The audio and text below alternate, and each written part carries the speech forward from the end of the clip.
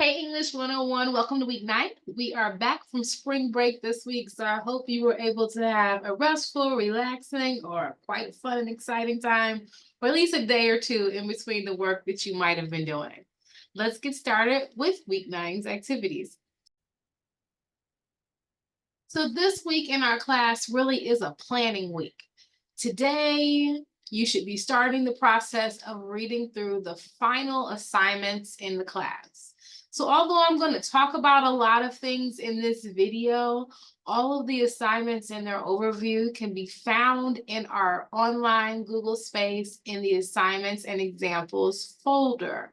Also, everything that I'm going to talk about today are not new assignments. They are simply revising things that you have previously done for the class.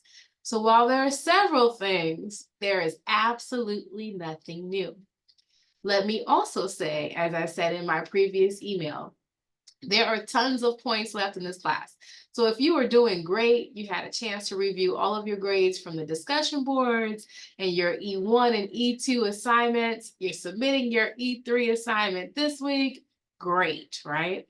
If those results were not stellar or not what you envisioned, keep in mind that the remaining points in the class are the majority of the points in the class.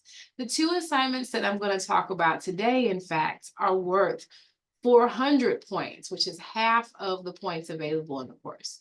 So with that said, let's get started so that everyone can get to that finish line. So today's announcements, you'll see I have a lot of links in here. They are the links that are also situated on your class calendar. So if you've already got a chance to kind of start on some of these things, as I've noticed some of you have, that's awesome. So we are going to talk about your final portfolio assignment, your remix assignment. There's a video here for you to watch that talks about why multimodal communication is important, and then a link for you to sign up for your conference. You are required to have at least one conference with me about your final portfolio. Let me keep in mind or remind you or let you know that in order to have that conference, the only thing that you have to have decided is what 2 items you want to place in your final portfolio. So why don't we start there? I'm clicking on the link that says Final Portfolio Assignment. When you open it up, it should look like this. And it starts by saying that in week 12, you're going to submit a portfolio. This is the same thing that it says in your course syllabus and your course guide. Listed here are the objectives for the course. These are the things that we have to make sure that you have shown proficiency in order to receive credit for the class. The ones that are highlighted on this front page are the ones that I am most interested in evaluating through your portfolio assignment.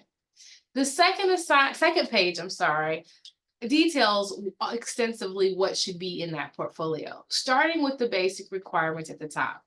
There's a total word count for the entire portfolio, from the front page to the back page and everything in between. The cover, the compositions, the works cited pages, everything. That word count has to be between 1,500 words and 4,000 words for all of your requirements. That is a big gap, right? So it gives you a lot of opportunity for thinking about what you want to include and how you want to revise it. The 4 things that are included in your portfolio are a cover, an introduction, your first revision, and your second revision. So we are going to start with the cover. Please keep in mind there is an example of this portfolio posted in your Google Class space as well. By an effective cover, I simply mean that it contains some type of creative image that is both interesting and intentional. It can be a picture that you find somewhere in sight. It can be something that you create. It can be hand-drawn, photographs, however it might be. It might be a collage of pictures that you've saved from various places online and manipulated in some type of way.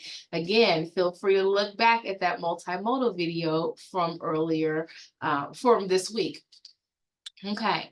Additionally, things that have to be on that cover are your name, the name of the college, the course name number, my name, and the paper's due date, in addition to the title. How you put those things on the cover are completely up to you.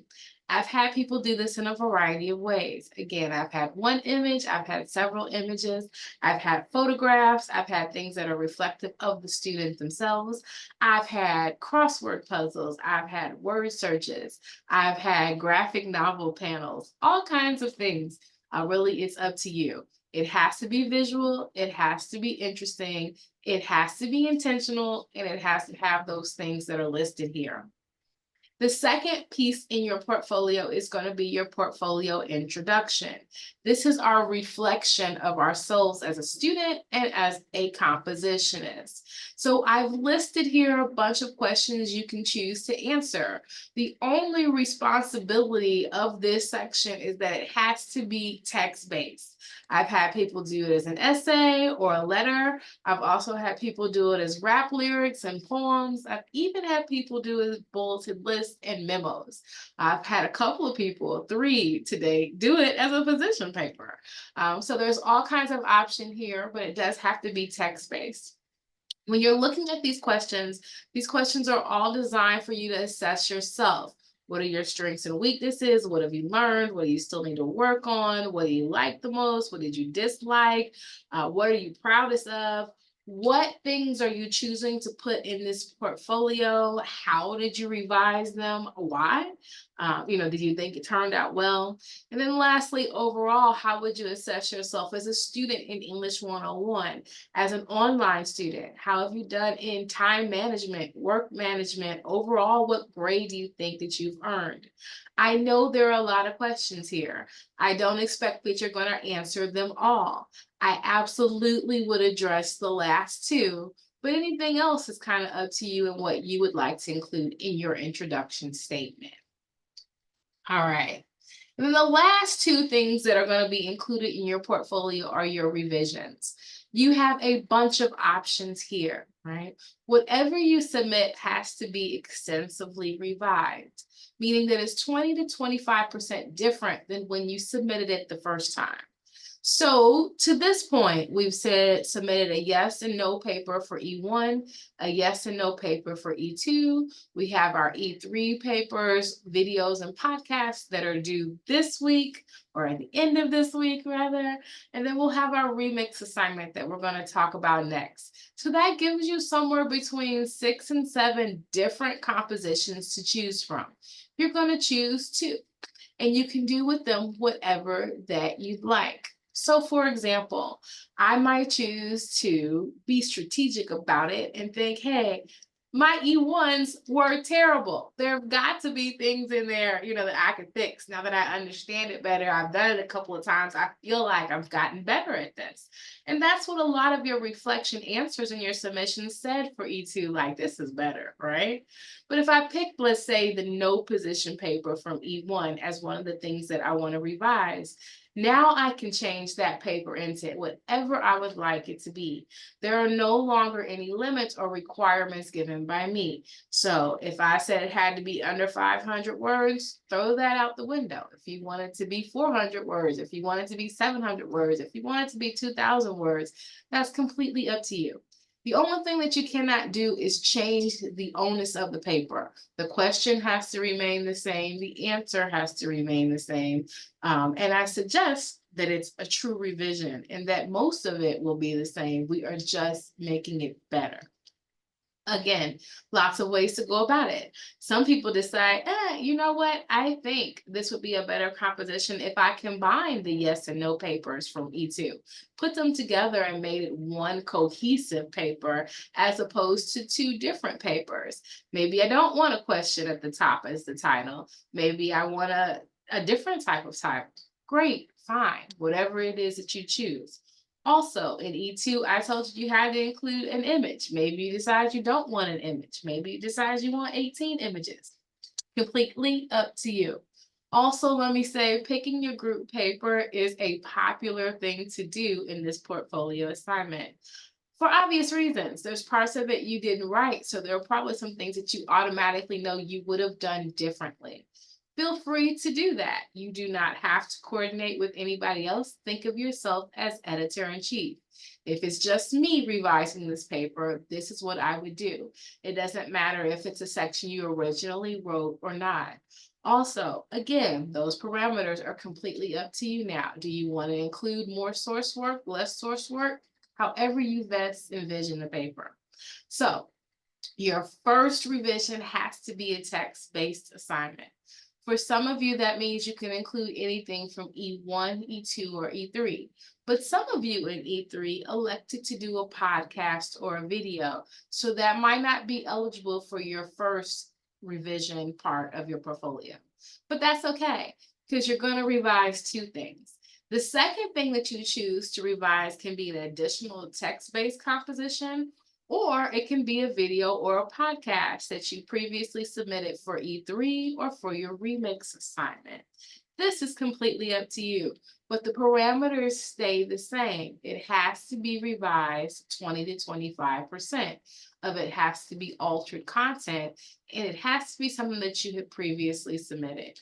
So if you turned in a podcast for your E3 assignment, and you decide, oh, I really liked it, but you get some feedback from me, from your classmates, and from the Success Center, and you think, hey, I could do this better, you can absolutely revise that as the second thing that you're including in your portfolio.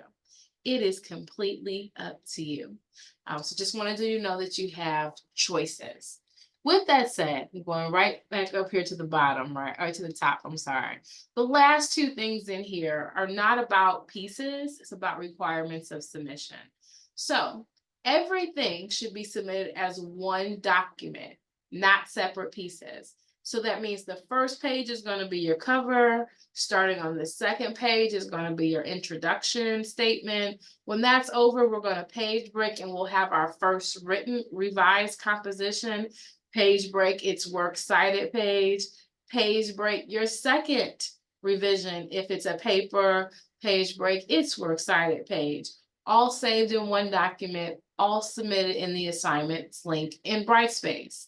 The only exception to this is if you choose for that second thing you're revising to be a podcast or a video, which means you still have the cover and then the introduction and then the first written composition in the works cited page for the first one, and then the works cited page for the video or the podcast that you'd be submitting, all saved together and submitted, but you'd have an additional submission of the MP4 for the podcast or the video that you revise. Last thing is that everything should be in MLA format. Every quote, every citation, every heading, all of it. And that is your final portfolio assignment. So I hope that really helps you all to kind of understand what we're getting into. The assignment itself is worth 350 points. It is due on April 15th. If you do not turn in a portfolio, you will be withdrawn from the class.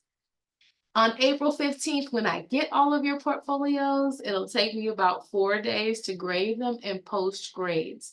At that point, if you make it to 700 points in the class, that means you've met the requirements for credit for English 101. Then that will reflect on your transcript at the end of the semester, and you have no further obligation in this class. So if you get to 700, you've earned a seat. That seat will work for your certificate, for your degree, and for transferring anywhere else you would like to in the state of Illinois. That credit will hold up. Again, you don't have to log in, don't have to send me no emails, nothing, right? And you'll get an email saying that.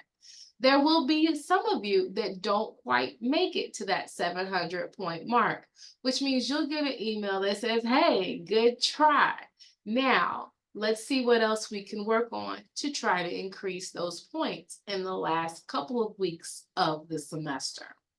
Again, no one doesn't pass the class in week 12 unless you just don't turn in a portfolio. Everyone that turns in a portfolio has options. The first is to be done in week 12 and after you submit it. And the second is to continue till you get to the points that you want to get to as a student, whatever is going to work best for you. So just want to take some time to kind of explain that to you. Beyond that, there are two other things this week. Your remix assignment and your discussion board are the two that I want you to concentrate on the most. And then we'll be moving forward next week with peer review and submitting to the Success Center. The idea is that you should have a lot of feedback, both from me in your conferences that you're signing up for, and from your peers and your classmates and the professionals downstairs, because I'm still in my office at the Success Center, as you make these revisions. Don't want you to feel like you're out there on your own. So this video is already long enough. So as always, if you have any questions, comments, or concerns, please email me, and good luck to you.